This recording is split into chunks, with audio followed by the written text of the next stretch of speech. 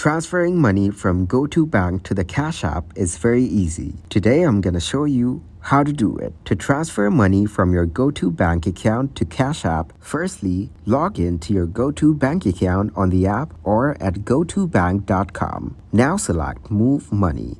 Either choose debit card transfer to link a debit card or bank transfer to link a bank account. Next, follow the straightforward instructions to complete your transfer. With just a few taps, you will be able to move your funds from GO2BANK to the Cash App. Be aware of the processing times for both GO2BANK and Cash App. Transfers may take some time to reflect in your Cash App balance. Check for any fees associated with transfers from GO2BANK to Cash App. Both platforms may impose fees for certain transactions. If you encounter any issues during the transfer process or have specific questions, contact customer support for both GO2BANK and Cash App.